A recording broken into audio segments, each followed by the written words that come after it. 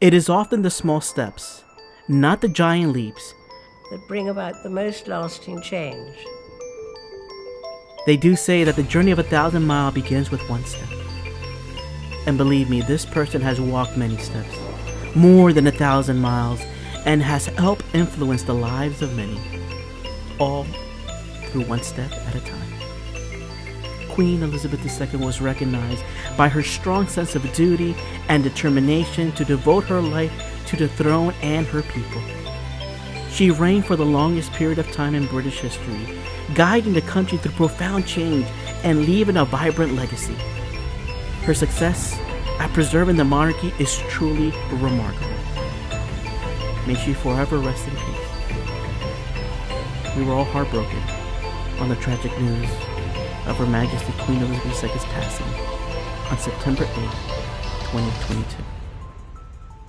Let's take a look at her backstory and see for yourself the significant changes the Queen has made during her time. Welcome to Untapping Your Potential, where we will share with you motivational stories that will keep you growing and inspire you to take action. Elizabeth Alexandra Mary was born on April 21st, 1926. Neither she nor her parents expected the young child to ever assume the throne. Her father, Prince Albert, Duke of York, who later changed his name to George, was second in line after his older brother, making Elizabeth the third in the line of succession. And if her parents had a son after her, by tradition, it would have pushed Elizabeth further down the line of succession. So for a brief moment, Elizabeth spent her childhood like everyone else, happy and carefree. But Elizabeth's entire life changed when she turned 10 years old. Her grandfather died, and so her uncle, the former King Edward, voluntarily abdicated the throne in 1936, the first English monarch in history to do so. And as a result, Elizabeth's father then became king, and she, now being the oldest child, became his heir. She now had to prepare herself to lead the country. Every single step she took was meticulously documented and scrutinized by the public and the press. But the princess herself performed all her royal duties very well, even at such a young age. When peace comes, remember, it will be for us, the children of today, to make the world of tomorrow a better and happier place. When World War II erupted, Princess Elizabeth took an active role even into the battlefield. At 18 years old, she enlisted into the Auxiliary Territorial Service, the women's branch of the British Army, until the end of the war in 1945. She was the first female member of the royal family to join the armed forces on a full-time basis.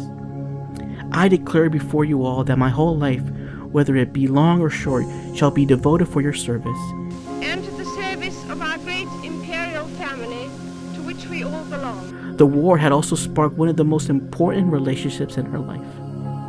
It was during this time Princess Elizabeth would often exchange letters with Prince Philip. And soon their love blossomed and the two married in 1947. A year later, the young married couple welcomed their first child, Prince Charles. They would have 4 children in total: Charles, Anne, Andrew, and Edward. While visiting Kenya in 1952, Princess Elizabeth learned that her father, King George, passed away suddenly. Princess Elizabeth then ascended the throne the following year. Her coronation had hundreds of thousands of people lining the route to Westminster Abbey and more than 20 million watching on television worldwide. She was only 25 years old at the time. In a way, I didn't have an apprenticeship. My father died much too young, and so it was all a very sudden kind of taking on and making the best job you can. It's a question of maturing into something that one's got used to doing and accepting the fact that here you are, and it's your faith. It is a job for life. Being very young for a monarch, Queen Elizabeth had to prove herself to several courtiers, politicians, and the people around the country. Her 6-month tour of the Commonwealth marked the start of her reign. She believed that the traditional and once conservative English institution should shift away from the empire and towards friendship and equal rights among nations. I often draw strength from meeting ordinary people doing extraordinary things. Year by year, the Queen's public duties continued. It became nearly impossible to have a normal family life as Queen of Britain, but Elizabeth did her best. One thing is for certain, she was completely dedicated to the responsibilities of her position. Queen Elizabeth reigned against a backdrop of vast cultural and political transformations, as well as the arrival of globalization and the multimedia age. All throughout the year, she and her family were subjected to unprecedented levels of public scrutiny, as well as a fractious relationship with the media. But it did not stop Queen Elizabeth from serving her duties both as queen and mother. And it certainly did not stop the people from trusting in her abilities. From the orthodoxy of the 50s to the swinging of the 1960s, from the steadfast and tenacious leadership of Margaret Thatcher in the 80s to Tony Blair's 3-term New Labour era, from the return to economic austerity and to the most recent COVID-19 pandemic, she has been through it all. Queen Elizabeth, regardless of age, continued to work tirelessly, both at home and abroad. Inevitably, a long life can pass by many milestones. My own is no exception.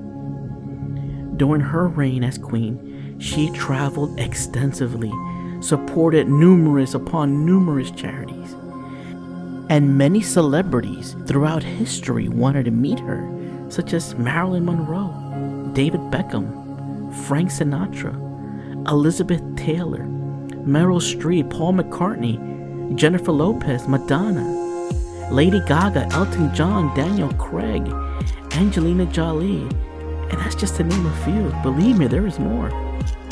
And not to mention meeting with 13 of the last 14 US presidents, such as Donald Trump, Barack Obama, George Bush, Bill Clinton, Ronald Reagan, John F. Kennedy, and more. I mean, be honest with me. Can you name anyone else who's done just that alone? But among her greatest achievement is raising a family of 4 children, having 8 grandchildren, and several great-grandchildren. She was credited with fostering national unity during a period of significant social and political change, as well as the modernizing the British crown. On the occasion of her Silver Jubilee, she recalled the pledge she had once made on a visit to South Africa 30 years ago. When I was 21, I pledged my life to the service of our people, and I asked for God's help to make good of that vow. Although that vow was made in my salad days, when I was green in judgment, I do not regret nor retract one word of it. While the British people and millions of people worldwide mourn Her Majesty, Queen Elizabeth II will be remembered as a woman who made and lived through history. Even in the most unexpected places, hope is still present. While we may have more still to endure, better days will return. We will be with our friends again. We will be with our families again. We will meet again. I can't think of no one, certainly no one now, who has embodied public service more than Her Majesty during her 70-year reign. Since becoming queen at a tender age of 25, she has always regarded her role as a monarch as her primary calling and has never put anything ahead of the crown. She has always viewed leadership as a service to the people, an action to unite and to progress. Queen Elizabeth spent her entire life working as a monarch. She has spent her entire life making change. Let me ask you, what are you doing to help change someone else's life?